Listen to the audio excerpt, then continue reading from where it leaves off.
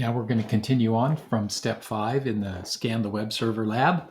You've already created a webmaster user on the ecomm server, and you've enabled SSH, and you've reconfigured it to allow remote access using only a username and a password.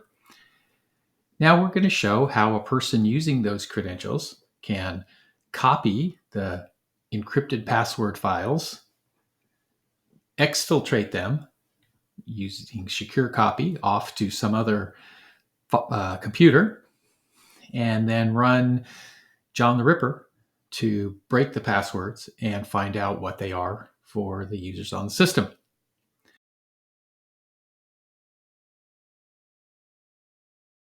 Now, you will, of course, realize that the work we're doing, the commands, many of them are going to be done on the e-commerce server. They're going to be done through remote access. And this is what SSH is all about. So for our exercise, we're going to do it from this admin machine.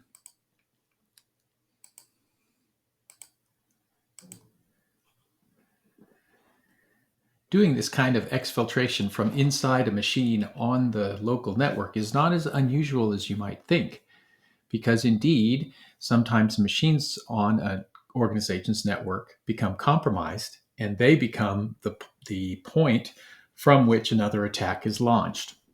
And that's what we will be simulating here, is that someone has taken over this admin machine using its credentials, and now is going to do some work that we don't want done, some hijacking off of the ecomm server. So the first thing we want to do is go onto this machine and open up a shell that runs on this ecomm machine. So to do that, we do SSH webmaster at 10.0.2.102. You may recall that that's the IP address of this machine. And so this is, in effect, telling this machine to make an SSH connection to this machine and log in using the webmaster account. We know from this line above, at the end of the last exercise, that this port and service are open on that machine. Now, this machine wants to be sure that this machine is really the one we mean. And so there's some checking that goes on here. Are you sure you want to continue? And we're not going to go into that in more depth, but the answer is yes, we want you to. Yes. Then it wants the password, which you may recall we created that, and it's capital V vendor, VENDOR, and then capital P A $. And now we see that this shell running on the Ubuntu admin machine is labeled as webmaster at ecomm. So ecomm is this server over here. So this is a command console that is running here, but executing commands over here on ecomm. Skull can get a little confusing when you have multiple machines, but this is in fact how administrators often do their work.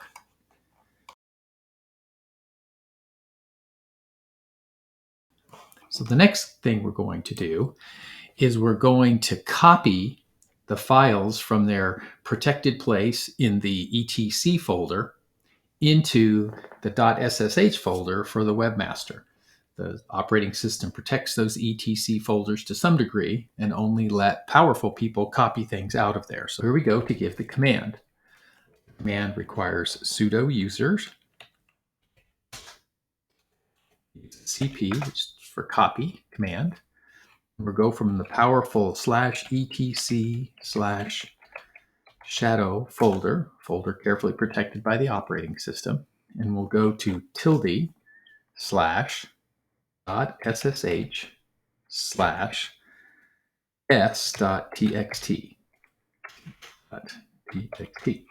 So this tells the operating system over here through this shell to copy this important shadow file to the tilde/.ssh folder. And the tilde means the root folder for webmaster.ssh, and to name it s.txt An attacker probably wouldn't want to call it shadow again, because that would make it pretty obvious that they were doing something they shouldn't. And of course, again, they want us to confirm the password, vendor pass, capital VENDOR, capital P, $, and get the copy. Now we're going to do the up arrow to make another one, and this time we're going to get the file called PASSWD. Copy that one again into the webmasters area. That's what the tilde means. And into this folder, the one we created earlier, and we're going to call it p.text this time. You don't have to do these commands, but I'm going to show you by typing cd tilde /.ssh. That says to navigate into the folder. That's the webmasters.ssh folder. And you can see from the prompt here that it went there. And I'm using the command ls, which is the command to list files. And you'll see that it lists two files there, p.txt and s.txt, which are the very two that we copied a moment ago. And they are now in this webmaster space on the server instead of in the protected etc folder.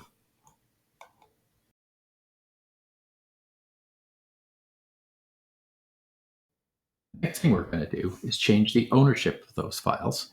And we do that with the chown, CHOWN, change owner command, which is a root level powerful command that needs sudo in front to do it. We're going to tell it that webmaster is supposed to become the owner of tilde /.ssh /s.txt, which is the same folder we copied a moment ago. And we're going to do the same for p.txt. There, what I did is I hit the up arrow key to repeat the command, and I backed up to do it. You could, of course, copy or type the whole command in from scratch. All right, so we've now changed the owner for those files. This was all done while running from a shell here on the Ubuntu machine that was actually executing commands on the ecomm machine.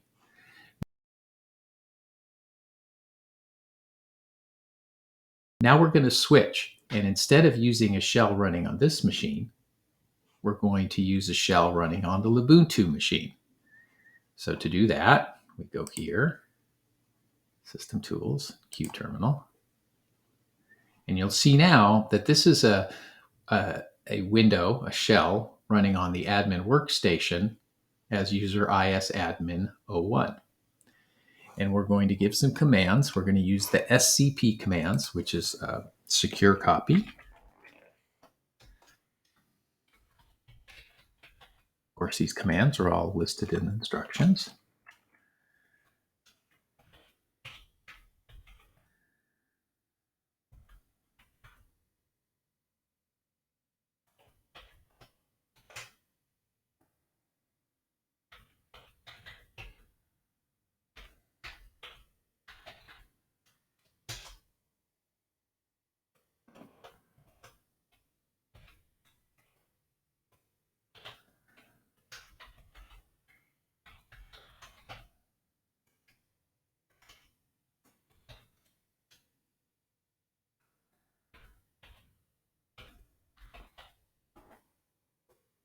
Okay, so this command says use this secure copy to log into this machine as webmaster and go to the folder tilde/ssh and get the file p.text and to copy it here into the folder documents p.text. To do that, of course, we have to authenticate to the ecomm machine, and we know that the webmaster's password is vendor pass. Typed it right. Yes, I did. And it tells me that it copied it very quickly off of that machine. And I'm going to go back. Also get s.text file.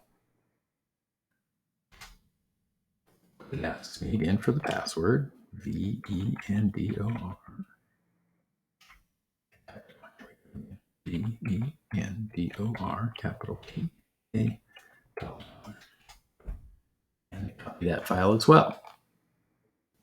So at that point, we've completed step 5, and what we've done is taken the password files, the hash of all the passwords and information about the related usernames, and exfiltrated it from the etc folders in the ecomm machine, first to the SSH folder for Webmaster, and now off to this other machine that probably should not have, almost certainly should not have, these important protected password hash files on them.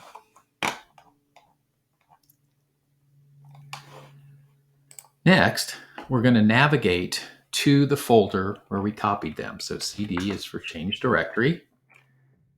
Say go to /documents.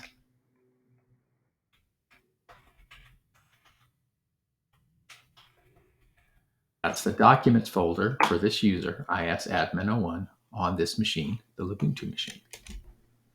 And you can see that the prompt tells us that we're now in that folder. If we do ls for list, we can see that p.text and s.text are there.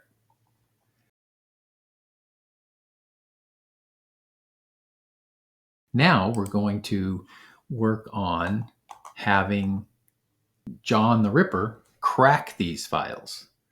So the first thing we have to do is use this unshadow command. Without getting into it too deeply, this is a command that you use to combine p.text and s.text into a file we're going to call crack.these. That's what we want to do, is crack these files. Here, let me close this messages so you can see that better. Now it's all on one line there for you, nice, but in any case, it's the same command. Unshadow p.text and s.text into the file crack.these. Here on out, we just let John the Ripper go to work. John the Ripper is already installed on this admin machine. Go to work running this password cracking tool. Now there's a bunch of parameters you could use telling it how to operate with different dictionaries and different parameters, and how to proceed as it tries out all these passwords.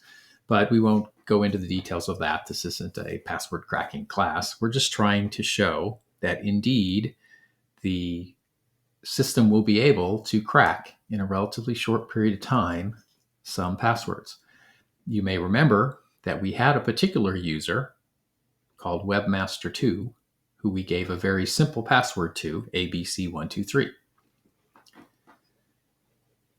If we press enter, it gives us a hint about what it's doing. And right now it's telling us that it's trying some passwords for the account Taylor Tut. They're assuming that Taylor Tut 77 through Taylor Tut something other, that Taylor might have been careless and used a password that has their own name in it, something like that. So this is just one example of a number of passwords it may have tried. We'll see how long it takes it until it finds the Webmaster 2 password.